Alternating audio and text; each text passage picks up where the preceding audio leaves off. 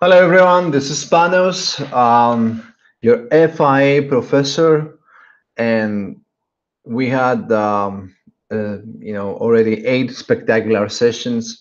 But this is really the time that everything comes together, and this is the time for you to apply our FIA framework in real time for, real life companies. The companies that we selected based on our FIA screen that was based on the dimension of quality and cheapness are for this year Tesla, Ford Motors, Netflix, and Walt Disney.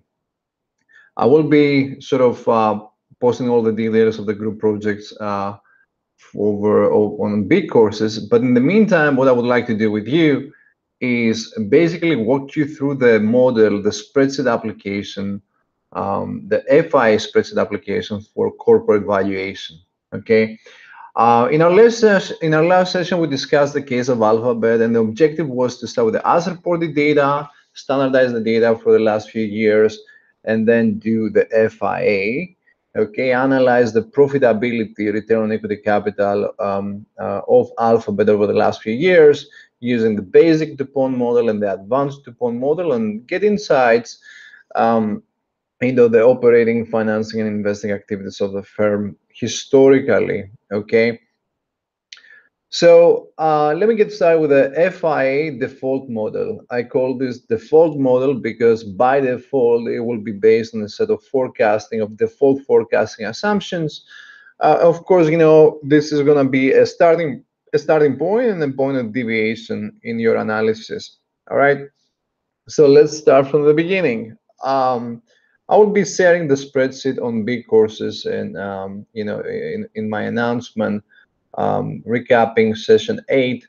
So let me start from the beginning. So the starting point, of course, in FIA is to collect the data, okay? The historical data.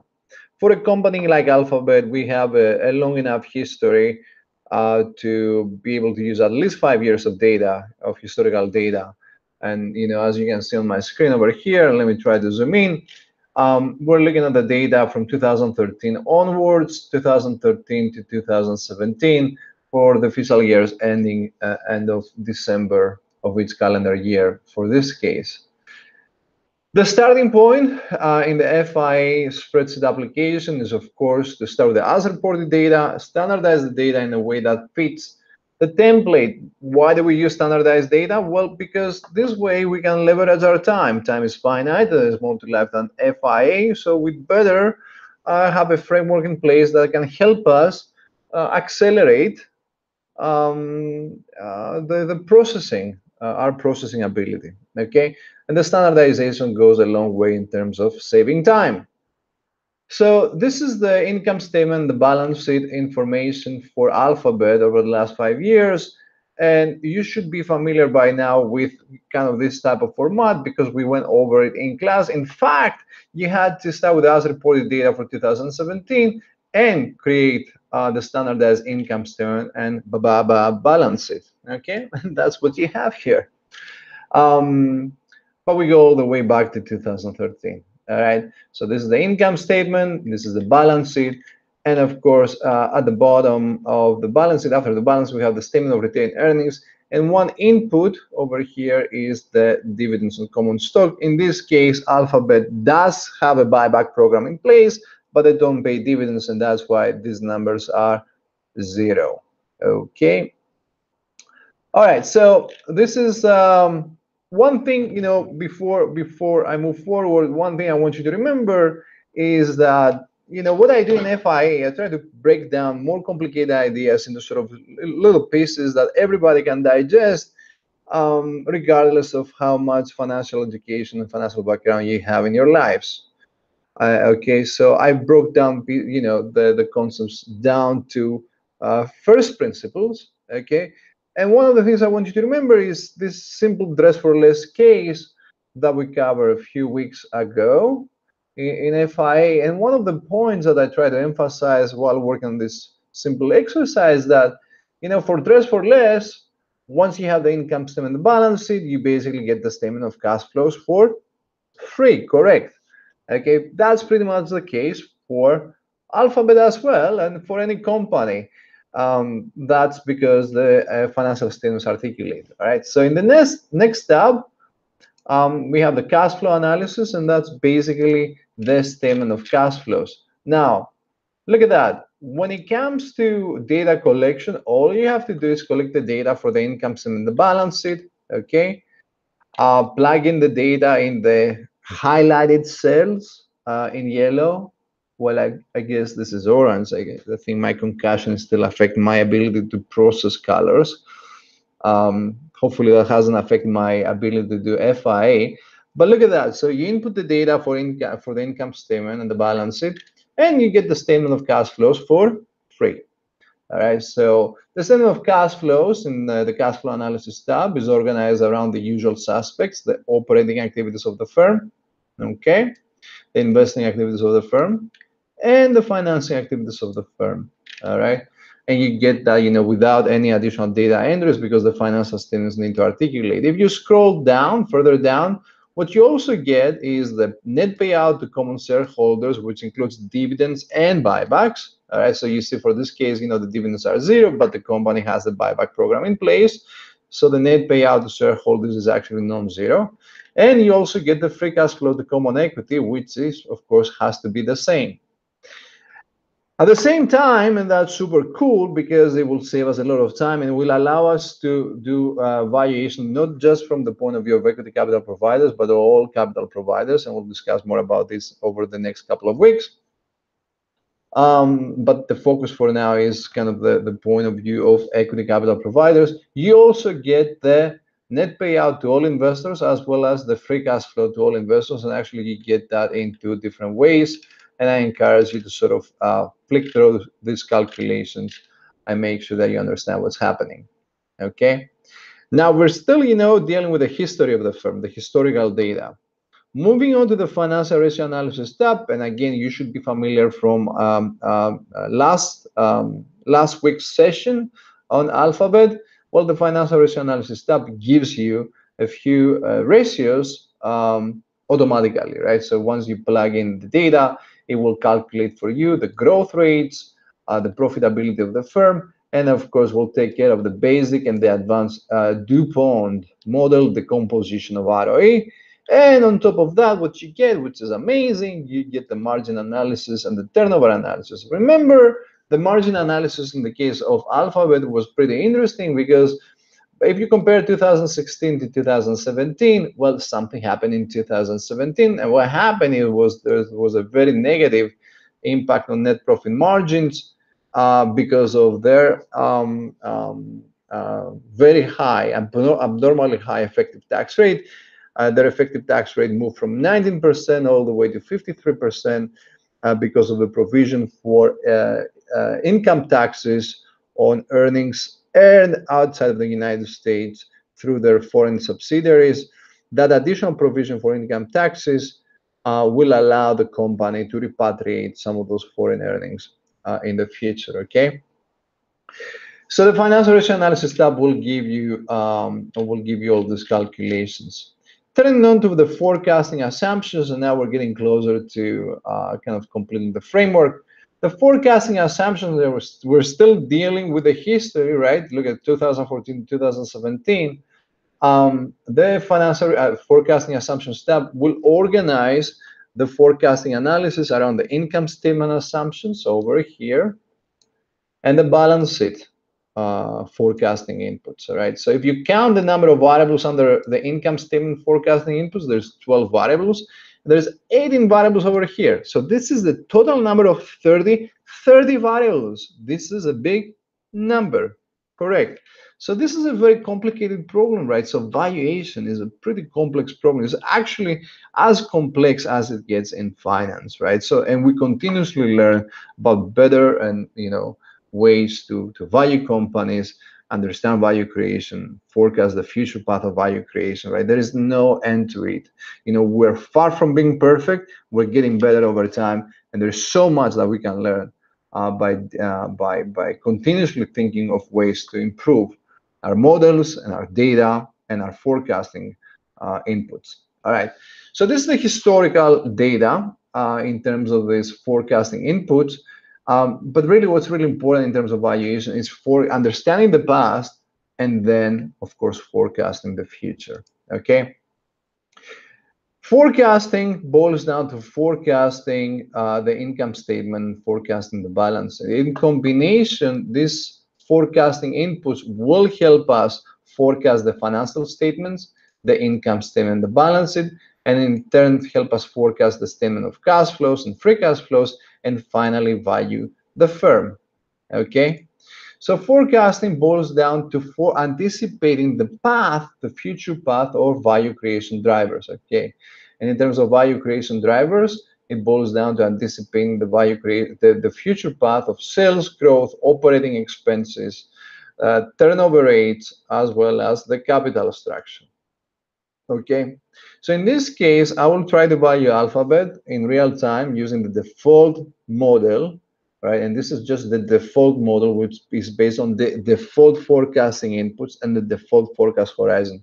By default, what the model does is it's using a 10-year forecast horizon. Why 10 years? Well, because as we saw in class in our last session, most of the action for most of the cases, most of the times, most of the action happens within the next 5 to 10 years, right? In terms of the dynamics of value drivers. So we saw that growth and profitability drivers are mean reverting and are getting normalized, and most of the normalization happens within 5 to 10 years, and that's why the default forecast horizon in our model is 10 years. Now, you don't have to use a 10-year forecast horizon, right? You can choose a forecast horizon of the 7 years, 5 years, 3 years. The choice of the forecast horizon will basically be your statement as to how quickly the firm will hit steady state, and I will provide more guidance in the next session in terms of the choice of the forecast horizon. But the default, it will be 10 years. You can change that, okay? So let me unhide things over here. All right, so everything, so we're under the forecasting assumptions tab. And the last year with actual data is 2017, and the forecast horizon is stretching from 2018 to 2028. Okay, that's the explicit forecast horizon. Okay, that's the default forecast horizon, but you can change that. You can truncate it to 5 years or 6 years or 3 years, depending on the life cycle stage of the firm, depending on how quickly you think the firm will get normalized. Okay. Now, let's start, from the income statement assumptions, and let's see the default forecast path for sales growth, okay? For Alphabet in 2017, their growth rate was 22.8%. The default forecasting model extrapolates this growth rate, which is pretty high, down to 4.5% by the terminal year in the forecast horizon. So that is by 2028. So let me plot the forecast path from 2017 to 2028 for Alphabet. What we see is sort of the growth starts at 23%, and very quick, not very quickly, but within the next 10 years, within the explicit forecast horizon, it will converge to 4.5%. Now, why 4.5%? Well, this is the default forecast assumption, right? You can change that, and actually, part of the exercise for this case will be to search for the growth rate that would justify the price of the company. But that's coming up. I want you to wait. So the default forecast assumption is that the growth rate will convert to this long-term target growth rate in a non-linear fashion. So see, the path is not linear, it's actually non-linear. Why? Well, because historical experience dictates that most of the times for most of the firms, the path to normalization is actually non-linear. Okay. Of course, the path to convergence is a forecasting input.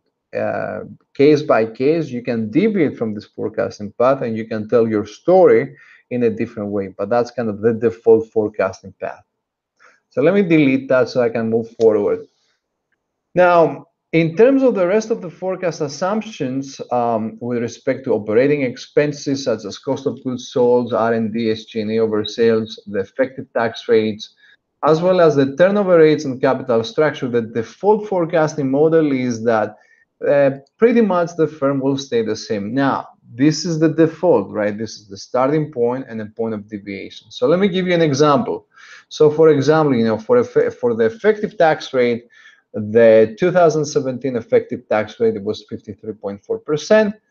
The default forecasting model says that we will stay at this level for until 2028, the end of the forecast horizon, and from this point onwards. R&D over sales for 2017 was 15%. The default forecast model says that it will stay there. Now, as again, this is the naive forecasting model, the starting point and the point of deviation. What I want to do is, start with this naive forecast model, relax some of these assumptions, and see whether the value estimates that we get from the default model, will make more sense.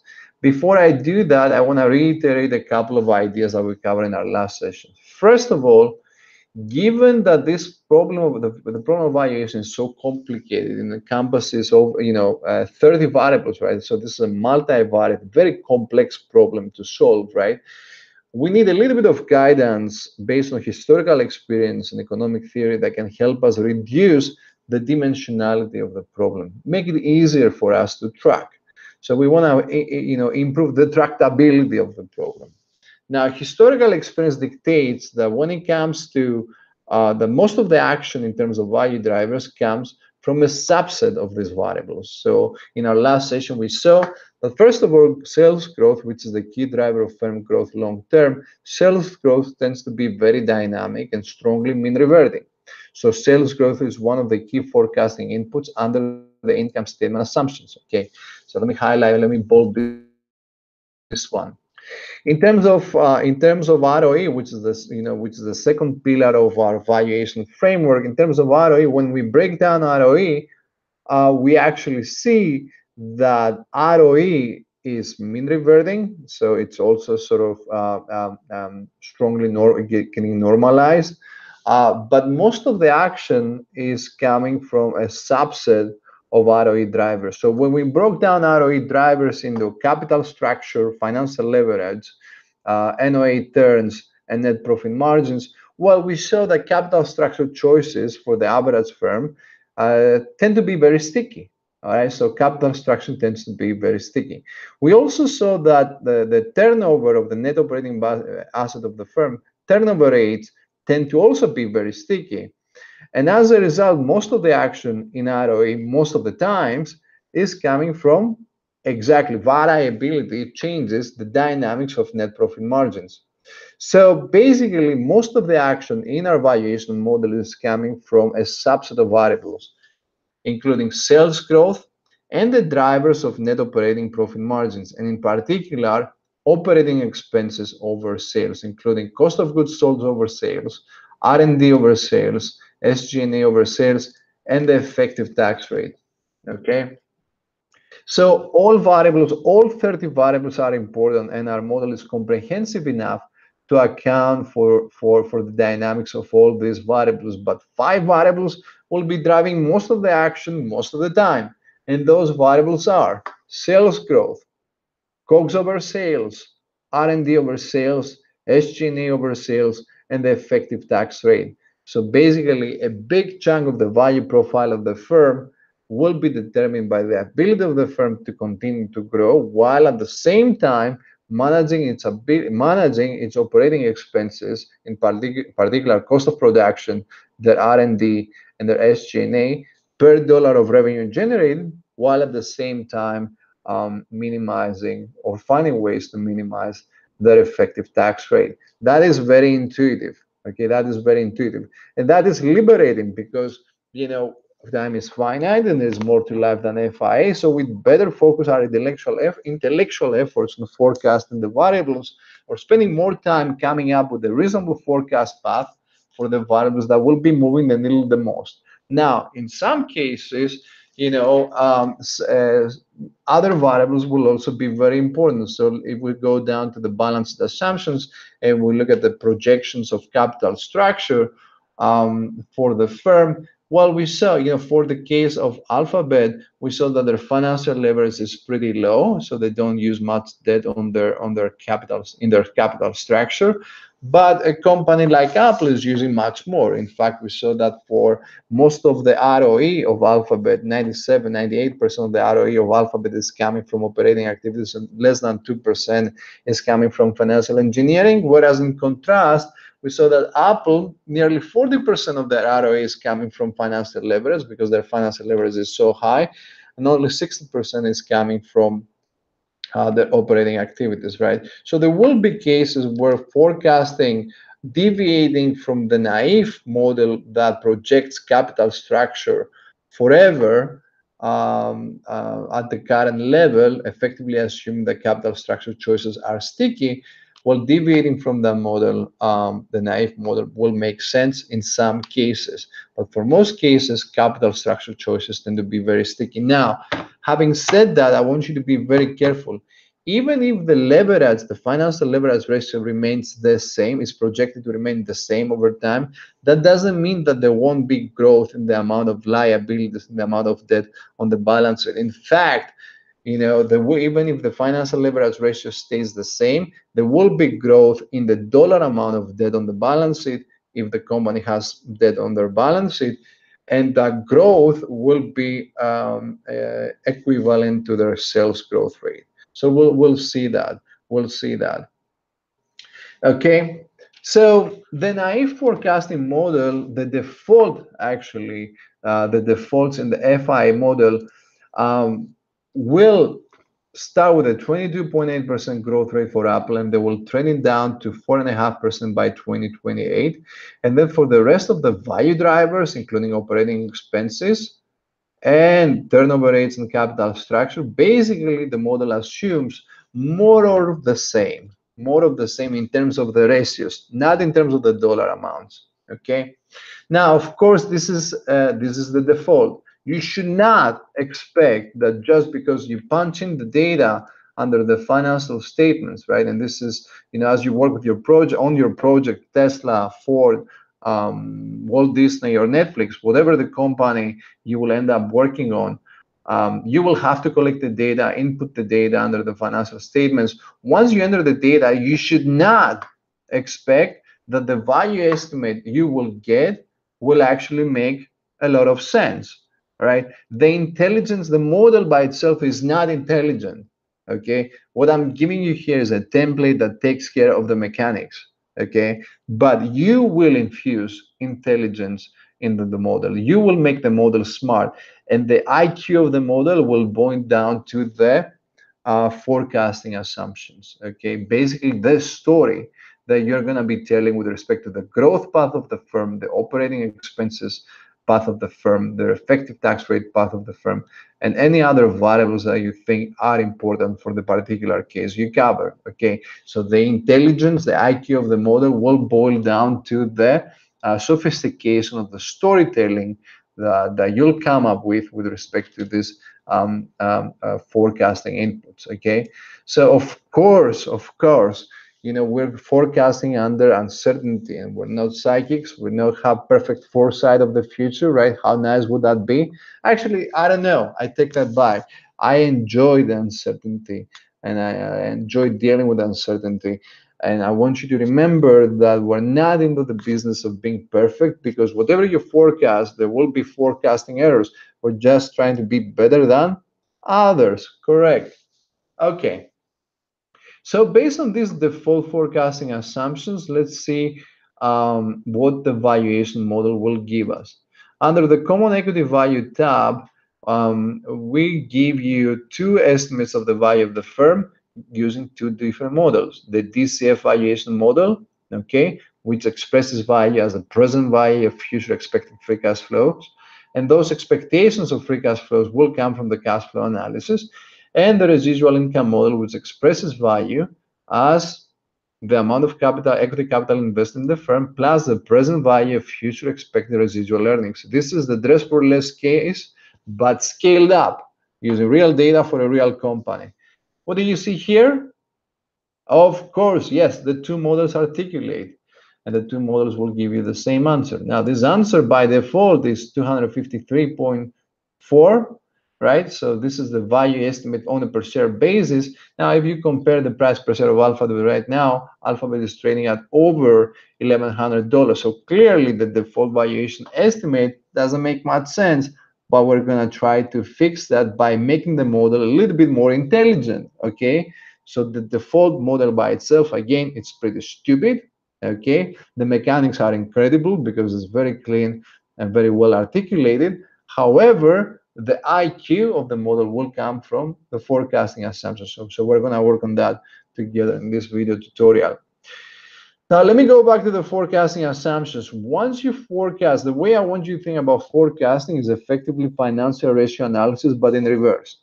So when we forecast sales growth rates and operating expenses over sales and turnover rates and capital structure, so effectively we can use these projections of the financial ratios to forecast the financial statement. So in combination, the forecasting inputs for the income statement and the balance sheet will help us recreate or construct the pro forma financial statements. So let's go back to the tab of financial statements. And now what I'll do is I will unhide what I was hiding from you before. Yes, so I had a secret from you, and that was the projections of the 2018 onwards pro forma financial statements for Alphabet. Okay, so here is the forecast of the income of every line in the income statement, every line in the balance sheet, on the balance sheet from 2018 onwards. Okay, and I encourage you to go over the mechanics, but effectively what it does, it combines the historical starting from 2017. It applies the forecasting assumptions from the forecasting assumptions tab and basically reconstructs the income statement and the balance sheet. Okay, now the income statement and the balance sheet in combination, pretty much the same way that it worked for Dress for Less. Once you have the projections of the 2018 income statement and balance, and you have the historical data for 2017, well, you can now reconstruct or impute this statement of cash flows. All right, so basically here what you see under the cash flow analysis tab from 2018 all the way to the terminal forecast year, the terminal year in the forecasting model, you see the pro forma statement of cash flows for based on the information, the pro forma income statement and the pro forma balances. Let me zoom out so that you get an overview. Okay, so in combination, to summarize, the forecasting assumptions, the income statement assumptions, and the balance sheet assumptions in combination with the historical financial statements effectively allow you to reconstruct the pro forma income statement and balance sheet. Once you have the pro forma income statement and balance sheet, you get the statement of cash flows for free, correct? Okay, and of course, once you have the statement of cash flows, you effectively, let me just zoom out a little bit and let me go back. Once you have the statement of cash flows, you get the projections of free cash flows to equity holders for free. So look at that. So from 2014 to 2017, these are the historical data of free cash flow to common equity. Well, from 2018 to 2029, these are the projections of free cash flows. So this is what I've been trying to sort of communicate from the beginning of the semester. In core finance, the focus was on explicitly forecasting free cash flows and valuing the firm using the DCF model as the present value of future expected free cash flows. Now, in core finance, the game god, the finance professor will give you the projections of free cash flows. But if you were to generate those free cash flow projections directly, that would be a very complicated exercise. So what we've done, instead of directly forecasting free cash flows, we will be focusing our intellectual efforts on forecasting value drivers, growth, COGS over sales, R&D over sales, SG&A over sales, the effective tax rate, and of course, all these other operating expenses, the turnover rates and the capital structure. And that's a much more powerful exercise because I'd rather talk about growth and operating expenses and operating efficiency and effective tax rates as opposed to try to directly forecast free cash flows and distribution policies of the firm, which is a very complicated exercise. Okay, still forecasting growth and still forecasting COGS over sales, R&D and SG&A over sales, and the ETR, the effective tax rate of the firm, is not going to be the easiest exercise, but still it's much easier. Plus, having this type of framework, you'll be able to incorporate insights from economics, from finance, from accounting, but more importantly, from other disciplines. Okay, and you all come from very, very different streams of life. You have very different academic backgrounds and professional backgrounds. All this knowledge that you have, well, now you can incorporate in your forecasting inputs, your understanding of reality, of changes that are happening in the world, of policy making that is happening at the macro level. Well, you can infuse all these ideas in your forecasting assumptions. Okay, and as I said, the intelligence that you bring to the table will show up in the forecasting analysis, in the forecasting assumptions. Okay. All right. So let's see what we have. So let me go back to the forecasting assumptions and let's try to make the model. Let's do two changes, very easy changes that will make the model a bit smarter. Okay. And let's start with the effective tax rate because that was the discussion that we had in our last session. So look at that. In 2016, the effective tax rate of Alphabet was 19%, whereas in 2017 was 53.4%. Okay. Now, by default, what the model assumes is that it will take the last year of the effective tax rate and will extrapolate that all the way to the terminal forecast year and effectively in perpetuity. Now, clearly, based on our discussion, this assumption is not valid. Why? Well, because the 53% effective tax rate is related to the one-time transition tax because of the US tax reform.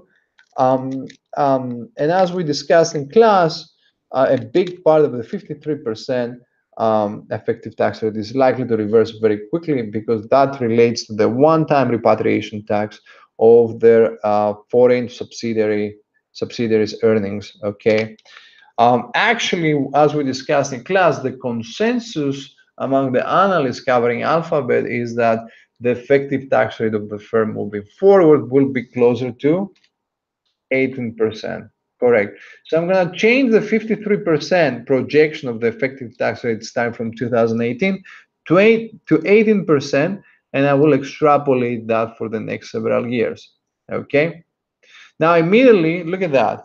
So look at this tab over here. Look at cell B3. Okay. This is the price. This is the value estimate per share based on the DCF and the DCF model and the residual income model. Okay.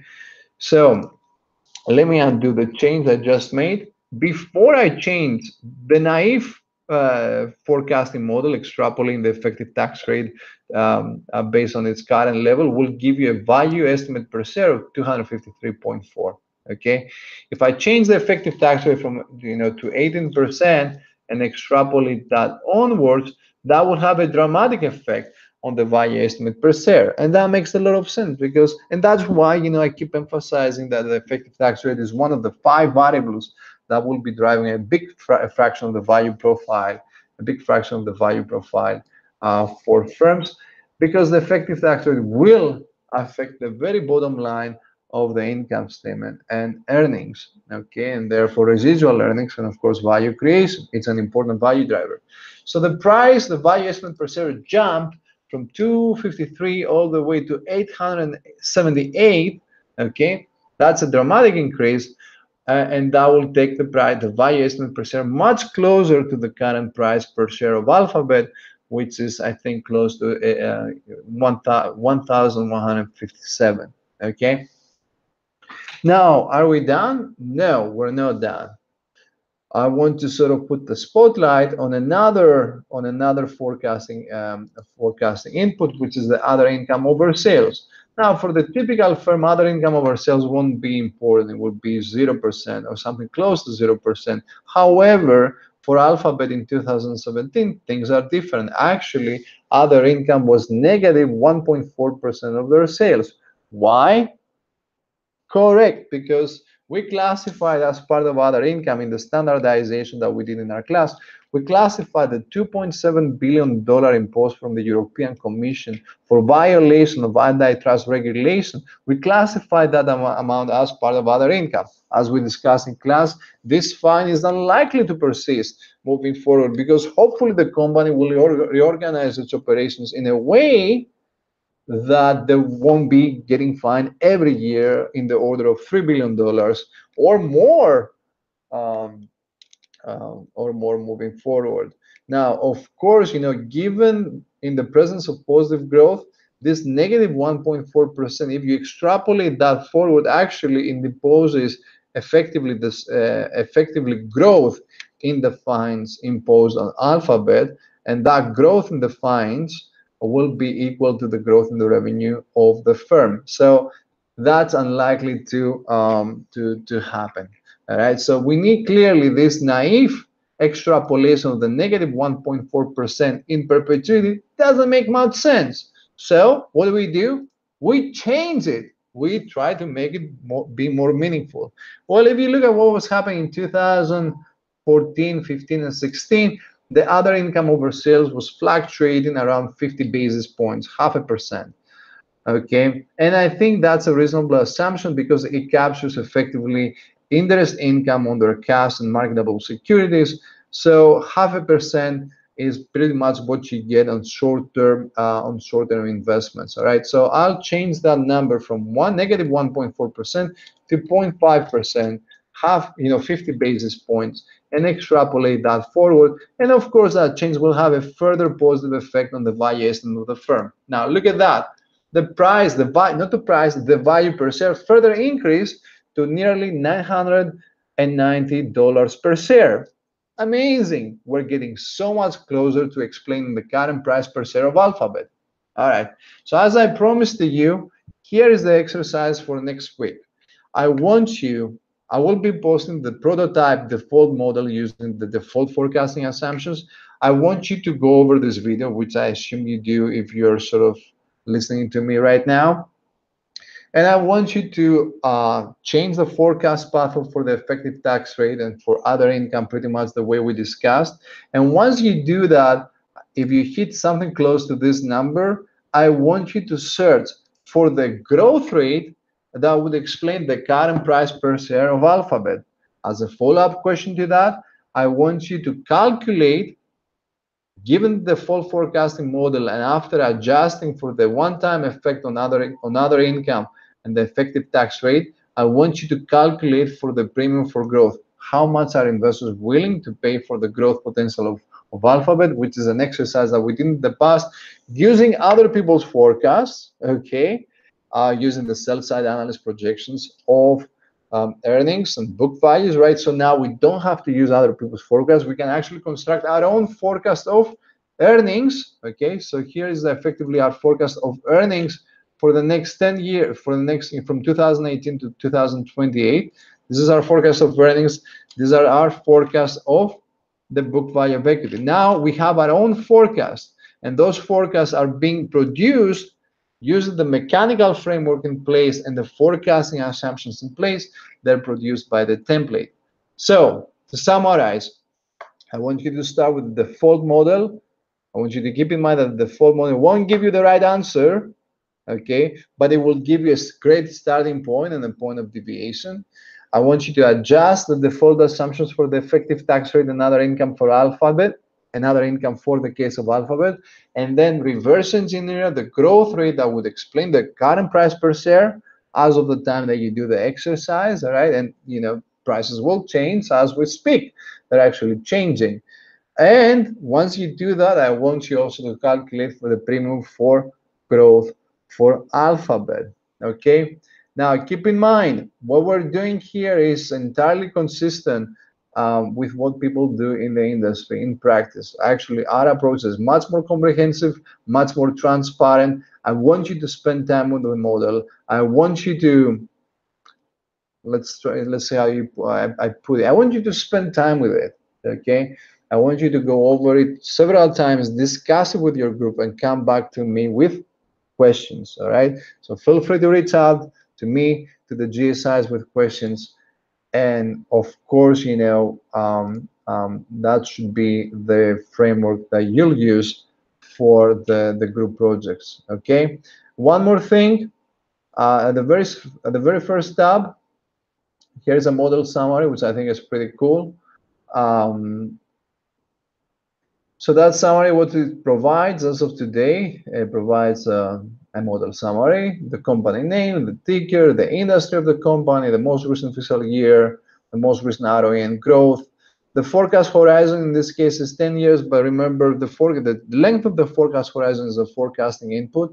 We'll discuss, how you should think about the forecast horizon for the 4 companies you're covering for the group projects. Okay. The date of the valuation, the price per share, the value per share. Okay. Um, okay. So I think that completes the tutorial for now. One of the things that I eliminate from the template for now is the enterprise valuation tab, because I want to sort of I don't want to sort of complicate things too quickly.